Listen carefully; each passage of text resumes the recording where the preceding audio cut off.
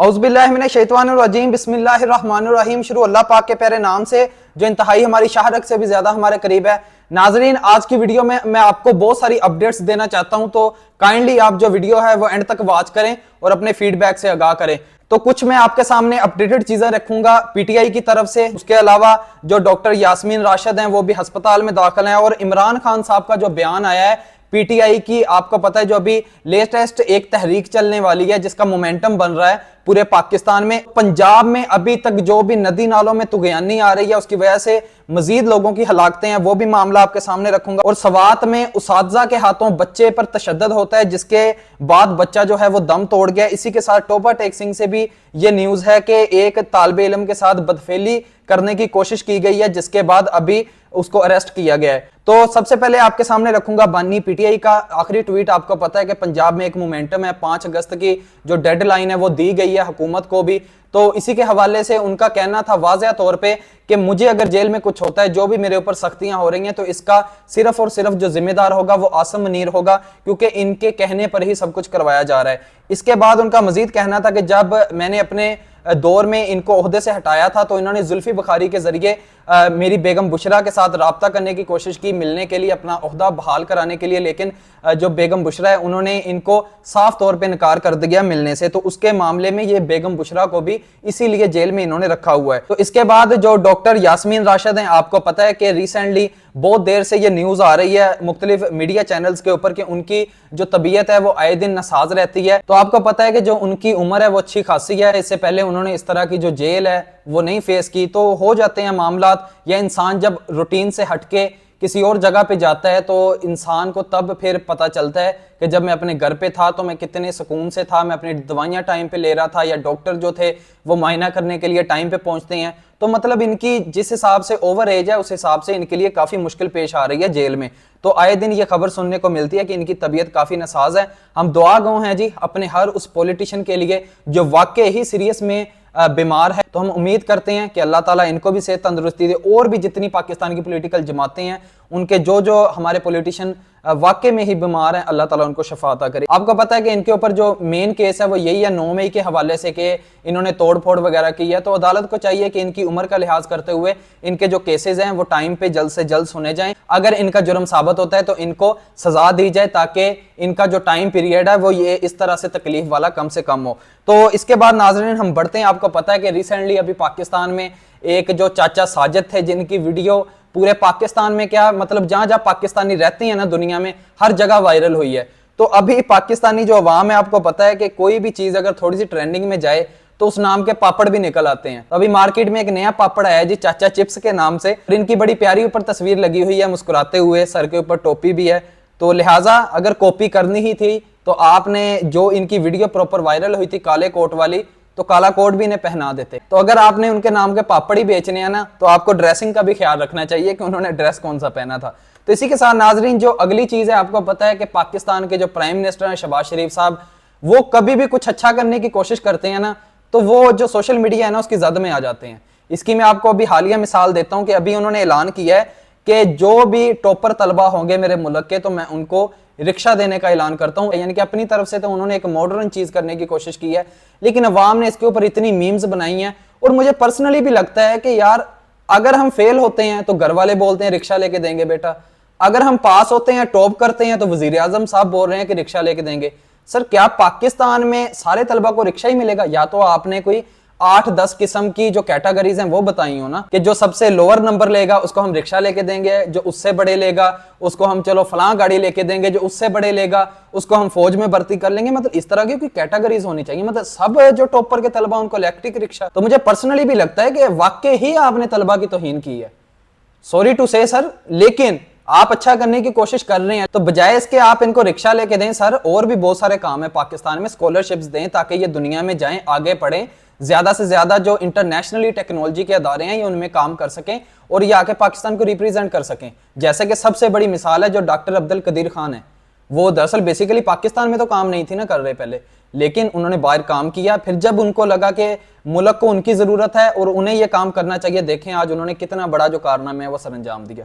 तो इसी के साथ मैं समझता हूँ ये वाकई ही तजलील है। अगर आपने करना ही था, आप कोई 8-10 कैटेगरीज रखते तो टॉपर तलबा हैं सर, आप उनको भी रिक्शा लेके दे रहे हैं। घर वाले बोलते हैं फेल हो गए तो बेटा रिक्शा चलाओगे, तो सर ये रिक्शा ही रह गया एक आम बंदे की जिंदगी में। तो मुझे लगता है कि आपको इसके ऊपर भी नजरसानी करने की अभी जरूरत है। तो नाज़रीन अगली खबर की तरफ बढ़ते हैं कि उस्ताद के तशद्दुद से सवात में 14 साल का फरहान नामी तालिबे इल्म वो जाँ बहक हो गया। तो ये जो वाकया ये खवाजा के इलाका चालियार में पेश आया है। मदरसे में दरअसल ये तालिबे इल्म पढ़ता था जी। तो इसके बाद अभी पुलिस ने मजीद जो है इसके ऊपर कार्रवाई का आगाज कर दिया है। मुकदमा भी इनके खिलाफ दर्ज हो गया है। तो उस्ताद समेत अभी 9 अफराद को गिरफ्तार कर लिया और 2 अभी तक जो हैं वो मफरूर हैं। देखें ये मेरे हिसाब से ना ये जो निज़ाम तलीम है ना ये सिर्फ पाकिस्तान में है सर। यार मतलब इतना भी किसी को क्या मारना कि आप उस बच्चे की जान ही ले लें। क्या दुनिया में जो अनपढ़ लोग हैं वो कामयाब नहीं है? क्या मतलब मस्ट है कि हर बच्चे ने पढ़ना ही पढ़ना है, और जिनके पास डिग्री हैं उनके पास नौकरियां नहीं है? लोग फिर भी गलत कामों के ऊपर हैं। बहुत सारे लोग हैं मतलब अच्छे खासे पढ़े लोग क्राइम कर रहे हैं। ये जितने साइबर क्राइम होते हैं वो अच्छे अच्छे दिमाग वाले, यानी कि आपने हर जगह देखा होगा पूरे वर्ल्ड में कि पाकिस्तानी जो हैं वो इतना ऑनलाइन फ्रॉड करते हैं। तो सर ये दिमाग से ही होता है ना, ऑनलाइन फ्रॉड के लिए भी दिमाग चाहिए। तो मुझे लगता है कि इस तरह का सिस्टम के आपने हर बच्चे को मार मार के पढ़ाना ही है, तो बहुत सारे और तरीके भी हैं पढ़ाने के। हर बच्चा हर मुल्क में नहीं पढ़ता। कोई भी आप डेवलप कंट्री उठा के देख लें उधर की 100% पॉपुलेशन नहीं पढ़ती। तो ठीक है अगर किसी बच्चे का दिमाग कमजोर है जो भी है भाई उसको आप स्कूल से निकाल दें, उसका नाम जो है खारिज कर दें, ताकि बच्चे को अपने घर वालों के सामने शर्मिंदगी का सामना करना पड़े। और घर वाले हो सकता है उसको कोई दुकान खोल के दे दें, वो अपना कोई अच्छा बिजनेस सेटअप कर ले। मतलब ये कहां का रवाज है कि बच्चे ने अगर छुट्टी की है या बच्चे को सबक नहीं आ रहा, और यकीन माने इतने वाहियात तरीके से ये लोग मारते हैं ना। बड़े बड़े पाइप रखे हुए हैं इन्होंने मदरसे में, बच्चों को देखते नहीं सर के ऊपर लग रहे हैं, पेट के ऊपर लग रहे हैं। अक्सर ऐसा होता है कि इंसान के जो नाजुक अज़ा हैं उधर भी ये मारा जाता है। कई हमने मदरसों में ये चीजें रिपोर्ट होती हुई देखी हैं माजी में कि बच्चों को करंट लगाया जाता है, बच्चों के बाजू और उसकी टांगे पकड़वा के उस बच्चे को बांध के मारा जाता है। यार ये कौन सा निज़ाम तलीम है?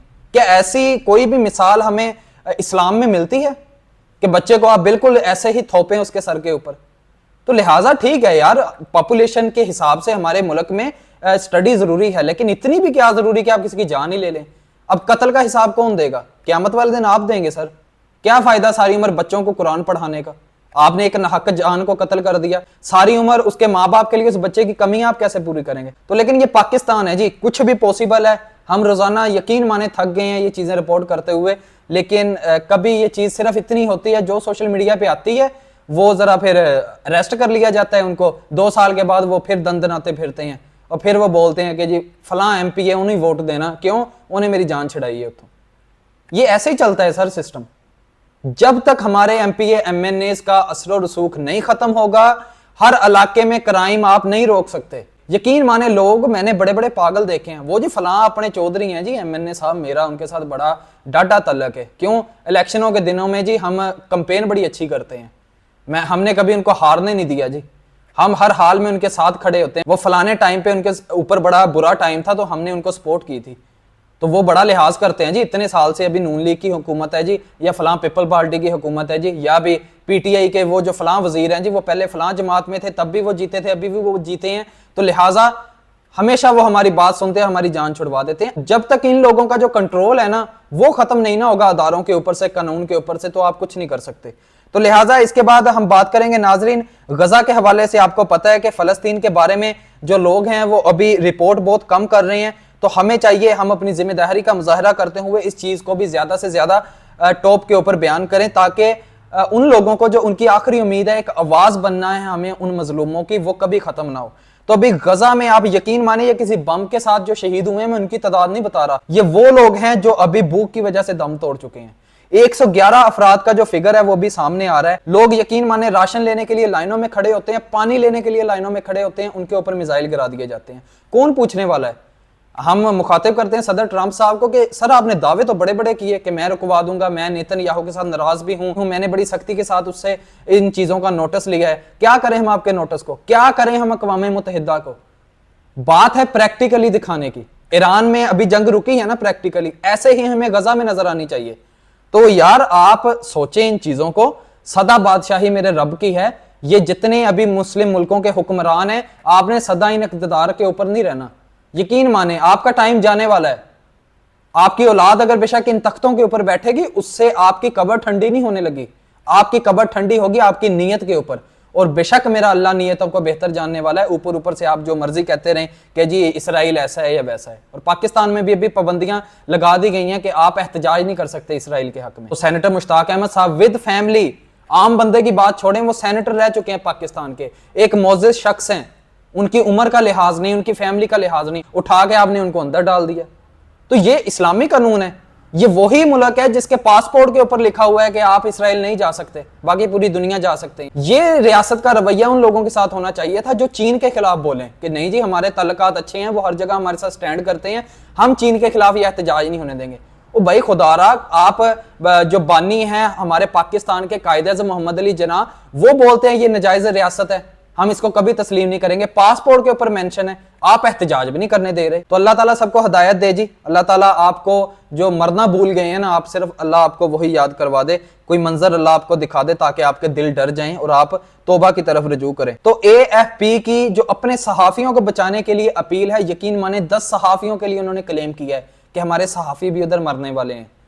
तो उन्होंने यानी कि ये रिपोर्ट जारी की है कि 10 सहाफी हैं उनके, जिनके लिए अभी फौरी इमदाद दी जाए, उनको उधर से निकालने में भी उनके लिए हेल्प की जाए। तो नाज़रीन, इसी के साथ हम मजीद आगे बढ़ते हैं। आपको पता है पूरे पंजाब में एक जो फ्लड आया था, उसके बाद अभी उसकी जो वेव्स हैं वो मुसलसल जारी हैं, और जो नाकस इकदाम हैं वो भी आपके सामने आ रहे हैं। और मैं आज भी वीडियो देख रहा था, वो बोलते हैं कि रेस्क्यू वाले जब तक आते हैं, कोई गाड़ी अगर पानी में जा रही है तो वो गाड़ी तो तकरीबन देखते ही देखते 10 मिनट में डूब जाती है, और इंसान कितना सर्वाइव कर लेगा, 5 मिनट।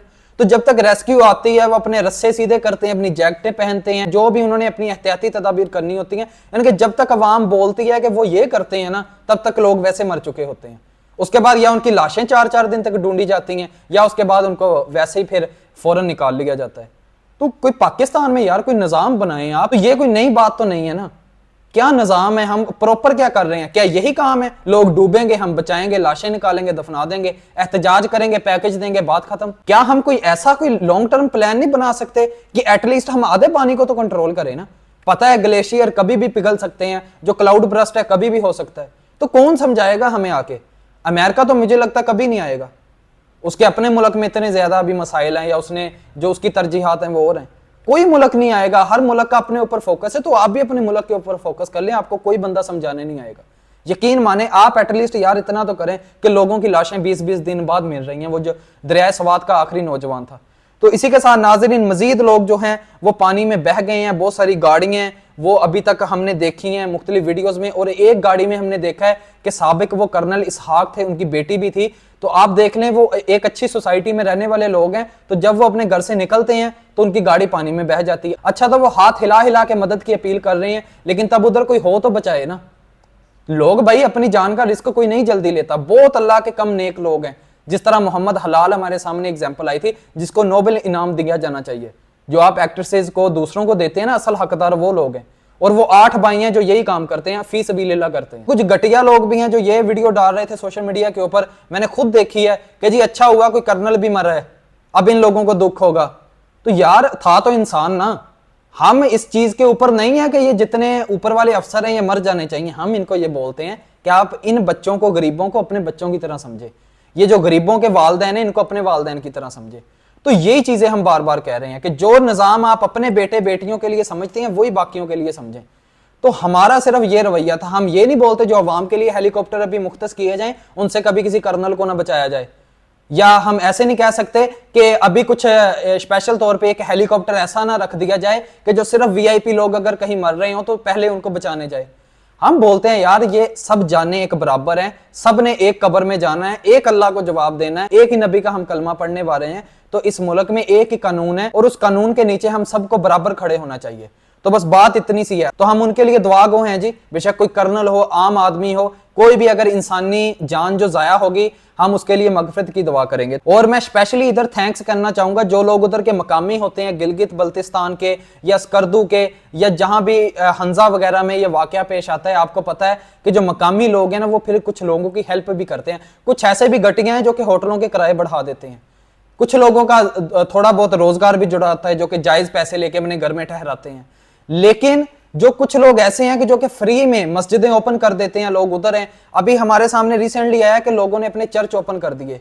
अमाम बारगाहें लोगों ने ओपन कर दी, लोगों को फी सबीलिल्लाह उन्होंने 1 दिन 2 दिन संभालना पड़े, जो भी सिचुएशन होती है लोग संभालते हैं, और यकीन माने अल्लाह ही उनको अजर दे सकता है। रियासत कुछ भी नहीं दे सकती, ना मरने वालों को रियासत कुछ दे सकती है, ना मजलूमों को कुछ दे सकती है, ना रियासत ऐसे लोगों को कुछ दे सकती है जिनका पहाड़ जैसा जिगरा हो, जो कि ऐसी सिचुएशन में अपने आप को छोड़ के किसी और की हेल्प करते हैं। तो हम अल्लाह से ही दुआ गो हैं, अल्लाह ताला उनके रिज़्क में बरकत दे, उनकी उम्र में बरकत दे और उनको सेहत व तंदुरुस्ती दे।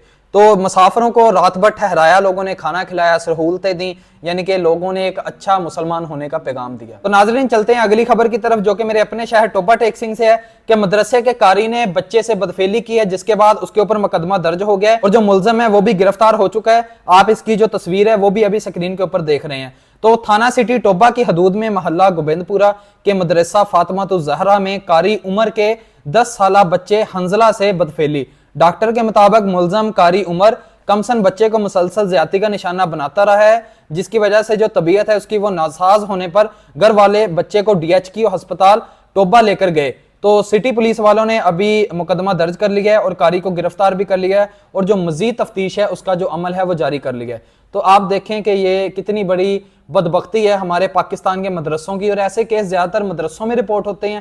खैर अभी तो मदरसों से लेके वो बड़ी यूनिवर्सिटीज तक सब में ये मामला है, बेशक वो नशा करने का मामला हो, बेशक वो कोई नशा बेचने का मामला हो, या वो इस तरह का कोई भी क्राइम हो, लड़ाई झगड़ों वाले ग्रुप हों, बड़ी से बड़ी जो उनको सपोर्ट मिलती है आप खुद समझदार हैं वो कहां से मिलती है। तो ये पाकिस्तान की इससे बड़ी मुझे नहीं लगता कि कोई बदबख्ती हो सकती है इस निज़ाम की, कि जिन बच्चों को हम तालीम हासिल करने के लिए जिनके हाथों में देते हैं वही इनको एक ऐसी आदत में मुब्तला कर देते हैं कि फिर जब ये बच्चा आगे उस्ताद बनेगा या किसी और के साथ ऐसा करेगा, और न जाने इससे पहले ये कितनों के साथ ऐसा कर चुका है। मजीद अभी जो पुलिस ने इनको अरेस्ट किया है, देखते हैं कितनी सजा होती है इनको। तो अगर आपके जहन में इनको लगाम डालने के लिए कोई अच्छा तरीका है या आप समझते हैं कि ये वाला जो रास्ता है वो इख्तियार किया जाए, तो आप कमेंट सेक्शन में लाजमी अपनी राय का इजहार कर सकते हैं। तो अब तक के लिए था नाजरीन यही कुछ, तो मिलते हैं इंशाल्लाह अगली वीडियो में नई अपडेटेड चीजों के साथ। अल्लाह ताला आपका हामी नासर हो, अल्लाह ताला आपको सेहत व तंदुरुस्ती दे। हमारी वीडियो इन्फॉर्मेशन अच्छी लगती है तो काइंडली चैनल को सब्सक्राइब करें और बेल आइकन को ऑन कर लें,